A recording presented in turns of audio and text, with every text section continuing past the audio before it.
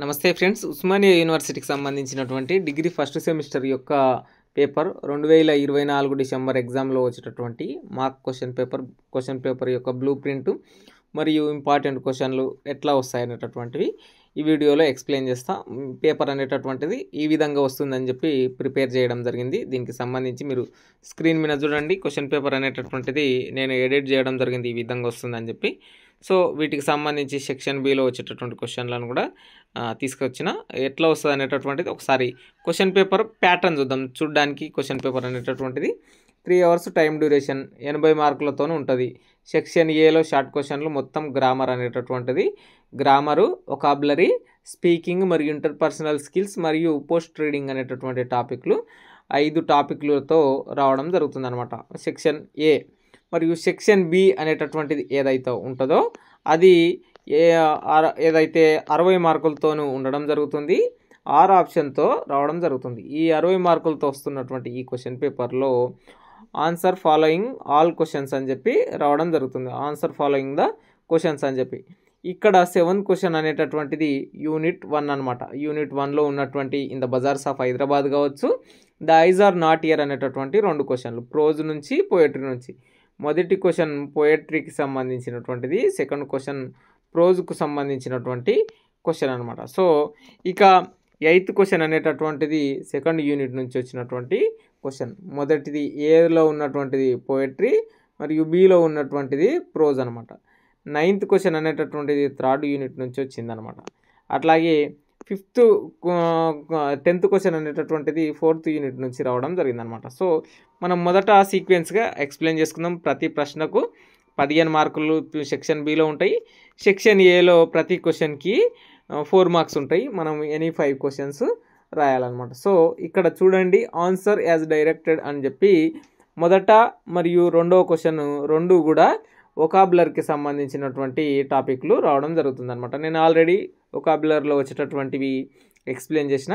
చూడండి, ఇక్కడ మొదట వొకాబులరీ ఫస్ట్ బిట్ అనేటటువంటిది వర్డ్ రూట్కు సంబంధించినటువంటి క్వశ్చన్ అనమాట.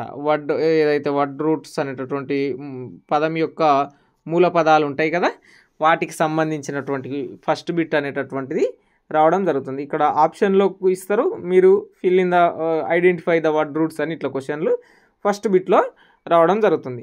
నెక్స్ట్ సెకండ్ బిట్లో ప్రిఫిక్సెస్ మరియు సఫిక్సెస్కు సంబంధించినటువంటిది రావడం జరుగుతుంది. ప్రిఫిక్సెస్ అంటే ఒక పదం యొక్క మొదటి పదము, సఫిక్సెస్ అంటే ఒక పదం యొక్క రెండవ పదం అని గుర్తుంచుకోగలరు. సో మీకు అక్కడ కూడా identify the prefixes suffixes fill in the blanks అని చెప్పి క్వశ్చన్ వచ్చి అక్కడ ఉన్నటువంటి పదంలోని ప్రిఫిక్సెస్ని మరియు సఫిక్సెస్ని ఆ బ్రాకెట్లో రాయాలన్నమాట. సో ఇది సెకండ్ క్వశ్చన్. చూడండి, ఆన్సర్ యాజ్ డైరెక్టెడ్ అని చెప్పి మళ్ళీ 3rd క్వశ్చన్ 4th క్వశ్చన్ అనేటటువంటిది కూడా గ్రామర్ టాపిక్లతో రావడం జరుగుతుంది. ఈ గ్రామర్ టాపిక్లలో ఏమేమి ఉంటాయి అంటే నౌన్స్ అనేటటువంటివి ఫస్ట్ క్వశ్చన్గా రావడం జరుగుతుంది. అంటే మరియు ప్రొనౌన్స్ అనేటటువంటిది సెకండ్ యూనిట్లో ఉండేటటువంటివి, మరియు 3rd యూనిట్లో ఉండేటటువంటివి ఏవైతే యాక్టివ్స్ అనేటటువంటివి ఏదైతే ఉంటాయో వాటికి సంబంధించినటువంటివి రావడం జరుగుతుంది. అడ్జెక్టివ్స్కు సంబంధించి 3rd యూనిట్లో ఉండేటటువంటిది అడ్జెక్టివ్స్ అనేటటువంటివి ఉండడం జరుగుతుంది. 4th యూనిట్లో ఆర్టికల్స్ అనేటటువంటివి ఉండడం జరుగుతుంది. నౌన్స్, ప్రొనౌన్స్, అడ్జెక్టివ్స్ మరియు ఆర్టికల్స్ అనేటటువంటివి ఇక్కడ ఉండేటటువంటి క్వశ్చన్లు అనమాట. నెక్స్ట్ చూసుకున్నట్లయితే 5th క్వశ్చన్ చూడండి, స్పీకింగ్కి సంబంధించి ఇందులో 4 సబ్ క్వశ్చన్లుగా వస్తుంది అనమాట. ఈ 4 సబ్ క్వశ్చన్స్ అనేటటువంటివి ఎట్లా వస్తాయి, getting someone's attention and interpreting అనేటటువంటి ఫస్ట్ దాని నుంచి, యూనిట్ 2లో ఉన్నటువంటి giving instructions and seeking clarifications అనేటటువంటిది, మరియు asking for and giving opinions అనేటటువంటిది, మరియు అగ్రీయింగ్ డిసగ్రీయింగ్ విత్ ఒపీనియన్స్ అనేటటువంటి క్వశ్చన్. ఇక 6th క్వశ్చన్లో పోస్ట్ రీడింగ్స్, మోటివేషన్ ఆర్ ఏదైతే సెల్ఫ్ అనాలైసిస్ అనేటటువంటిది ఉందో మోటివేషన్ అనేటటువంటిది మీకు 3rd యూనిట్లో ఉండడం జరుగుతుంది.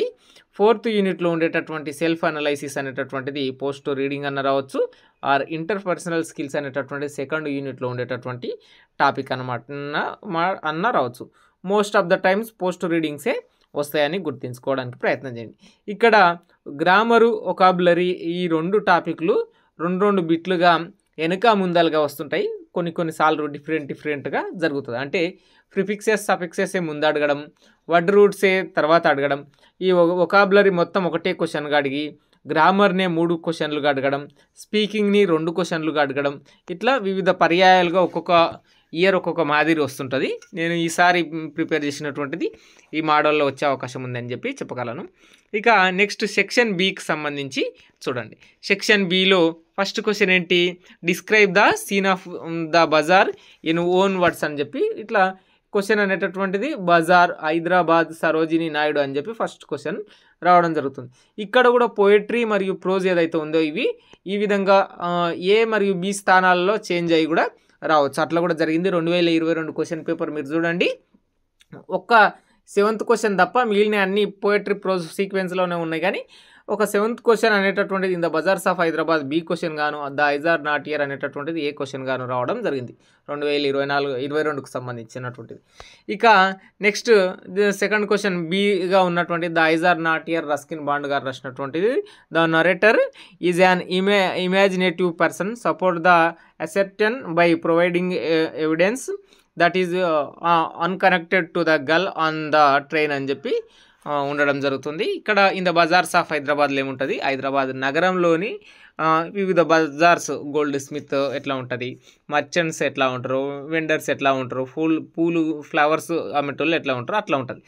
Second the eyes are not హియర్లో 2 బ్లైండ్ పర్సన్స్, ఏదైతే రోహానా నుంచి సెహరాంపూర్ వరకు గల్లు మరియు అతను డేరాడూన్ ముస్సోరి వరకు అతను వెళ్తూ అక్టోబర్ నెలలో వాళ్ళిద్దరు బ్లైండ్ పర్సన్స్ అని తెలియకుండా ఒకరికొకరు మాట్లాడుకుంటూ దానికి సంబంధించినటువంటి బ్యూటీనెస్ ఉంటుంది అనమాట. ఇక 8th క్వశ్చన్ అనేటటువంటిది యూనిట్ 2, ఇందులో ఇఫ్ అనేటటువంటిది రుడ్యార్డ్ కిప్లింగ్ రాసినటువంటిది.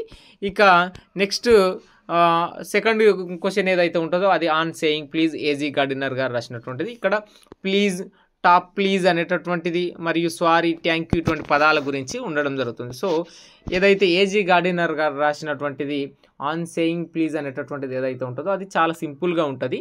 ఒక బస్ కండక్టర్ని, లిఫ్ట్ మ్యాన్ని తీసుకునేటువంటిది. సో 9th క్వశ్చన్ అనేటటువంటి ఏబి క్వశ్చన్లో చూస్తే 3rd యూనిట్. సో యూలసీస్ అనేటటువంటిది ఇతాకా కింగ్ అయినటువంటి యూలసీస్ ట్రాంజాన్ వార్లో గెలిచిన తర్వాత, గ్రీకు ప్రజలను ఓడించిన తర్వాత, తన రాజ్యానికి ఇతాకా కింగ్డమ్కి వచ్చిన తర్వాత తన కొడుకు టెలిమకస్ దగ్గర ఉండకుండా మళ్ళీ యుద్ధం చేయడం అనేటటువంటి టాపిక్ ఏదైతే ఉంటుందో అటువంటి టాపిక్ని మన యూలసీస్ రైటర్ అయినటువంటి ఆల్ఫ్రెడ్ టెనిసన్ వాళ్ళకు సంబంధించినటువంటి సర్ హార్దర్కు సంబంధించినటువంటి కంటెంట్గా యూలసీస్ని పోలికా తీసుకొని రాసిండు అనమాట. సో అది నెక్స్ట్ బి క్వశ్చన్ ఏదైతే సీయింగ్ పీపుల్ ఆఫ్ మ్యాక్స్ బీర్బమ్ గారు రాసినటువంటిది, వాళ్ళ ఫ్రెండ్ అయినటువంటి లీ రాస్ అనేటటువంటి ఒక పర్సన్ సెండ్ ఆఫ్ ఏఏఎస్బి అంటే African American Anglo American social bureau అనమాట. ఇది ఒక యాక్టింగ్కి సంబంధించినటువంటిది.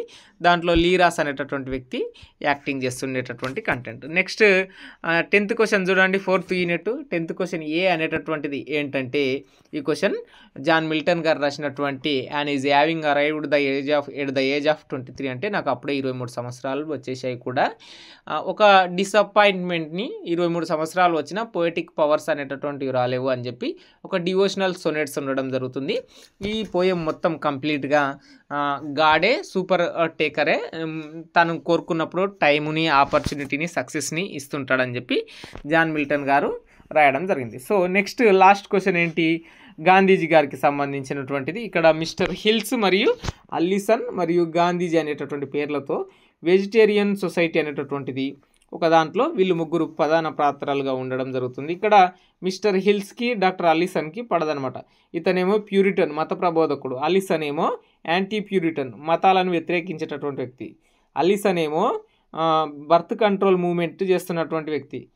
హిల్స్ ఏమో బర్త్ కంట్రోల్ మూవ్మెంట్ ఎందుకు, భగవంతుడు ఎంతమంది పిల్లలు ఇస్తే అంతమందిని కనాలని చెప్పి చెప్తున్నటువంటి వ్యక్తి. వీళ్ళిద్దరు ఫైటింగ్లో సంబంధం లేని వెజిటేరియన్ సొసైటీలో గాంధీజీ గారు షైనెస్గా ఫీల్ అవుతారనమాట. ఇది ఎంటైర్ టాపిక్ సంబంధించి.